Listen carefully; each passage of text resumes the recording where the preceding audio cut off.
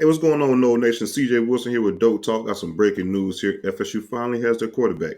Mike Norvell and staff lands the transfer quarterback DJ Uiagalelei from Oregon State, and who was a recent Clemson transfer as well. DJU, five-star quarterback out of high school, multiple. I don't want to say multiple, but a lot of production on the college level as well.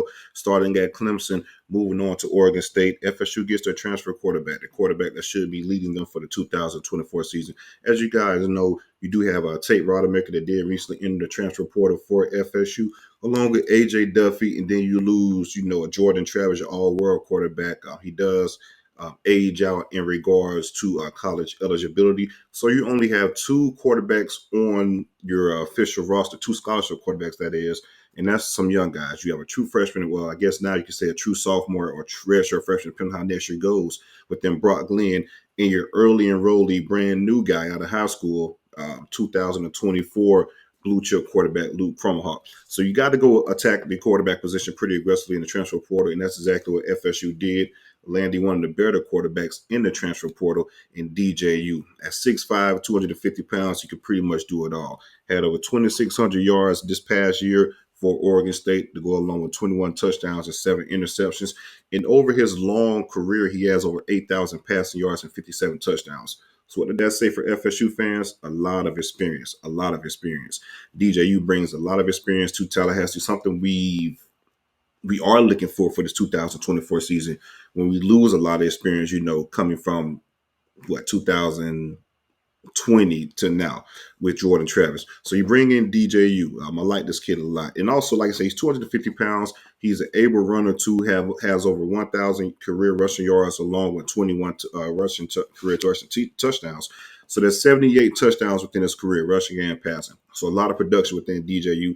I'm speaking about him being 250 pounds. Like I said, there is a running threat as well, a running dynamic. And it's a little bit of a different running dynamic than Jordan Travis. Jordan was more so elusive, speed, and things like that. Now, DJ is pretty quick and pretty fast for a 6'5", 250-pound. But like I said, you got to leave that. You got to highlight that second portion. 250-pound, mobile quarterback, physical guy, punish you. Some of the areas we struggled in was fourth and short in regards to pushing the offensive line, and Jordan Travis not getting quarterback sneaks due to his size. I don't have that issue at all. So within 4th and 2 and shorter, I really feel like moving forward, that'll be a pretty much an automatic with DJU with his 250 pounds. You got pretty much a wildcat type of play with a 250-pound back in DJ. I feel like we'll get those 4th and short conversions a lot more often than we did in the past. Like I said, Oregon State went to an 8-4. Let those guys to an 8-4 record this past year. It looked really good. Like I say, transfer for Clemson. A lot of reasons he transferred from Clemson was a lot of scheme differentiations and things like that. Didn't agree with some of the things they're running and ended up transferring from Clemson to Oregon State. Clemson did end up starting Cade Klubnik following that, but also Clemson did fire the previous offensive staff after DJ left. So I do feel like he wasn't a good fit for what that Clemson staff was trying to do in the 2022 season. Him from leaving and going to Oregon State, and he did a masterful job for the Beavers this past season. I think he'll fit right in regards to Mike Norvell's offense. Really good fit for what we want to do FSU-wise. And also, it's a lot of familiarity between FSU, Mike Norvell, and DJU playing multiple times in Clemson. If you guys remember to the 2022 game versus the Clemson Tigers, that was one of DJ's better games for the Tigers as he, beat FSU by 6 points, but also had four total touchdowns during that game. No turnovers at that. So, again, he protects the ball and he gets production. I like the kid a lot. Downfield guy. He has a big arm, a live arm. He could push the ball downfield. I think that's going to be good for us in stretching out the defense with some of the speed that we have at receiver with some of the younger guys. People like to throw out the game manager stuff, take out in regards to some of these quarterbacks. And they feel like that's a knock against the quarterbacks. But like Cam Newton kind of broke it down. You can have a game manager and still be very productive and have a great career. And, you can be a game changer. But I do think in regards to the game manager dynamic, that isn't a knock against DJU or anything like that. He just does everything right within the system, makes the right plays, protects the ball. And that's exactly what we need. If you look back at the 2023 season, FSU was 12-0 regular season, 13-0 if you include the ACC championship. One of the main things we did, we protected the ball offensively. We didn't turn the ball over a lot at all, and also we created turnovers on defense. If you protect the ball and create turnovers, you're going to win a lot of football games. And the proof is in the pudding for the 2023 season. So hopefully we can replicate that within the 2024 season, bring along DJU, a guy, like I said, you can have the game manager tag all you want. That's perfectly fine.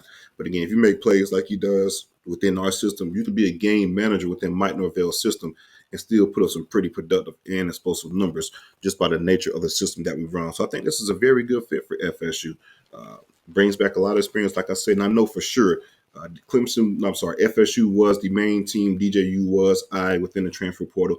They didn't take any other official visits. It was the majority of the smoke was for FSU. Came down to FSU or making this decision to try his prospects in the NFL. But he feels like he can, develop a little bit further under Mike Norvell, and also a chance to compete for a national championship in the college football playoffs as we are moving to the 12-team format within the 2024 season. I think that's something that's very enticing for DJU, and also I think he wants them to get back against the Clemson Tigers for sure.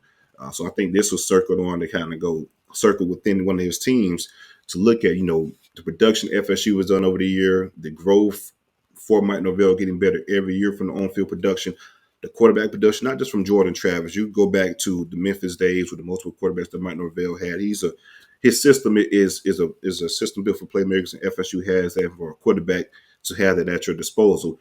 You got weapons everywhere and things like that. I really think that's very enticing for DJU. And also, like I said, beating the Clemson Tigers, the team that he elected to go to out of high school, ended up transferring from Clemson due to, he was struggling a little bit. And of course, it was butting heads with coaches.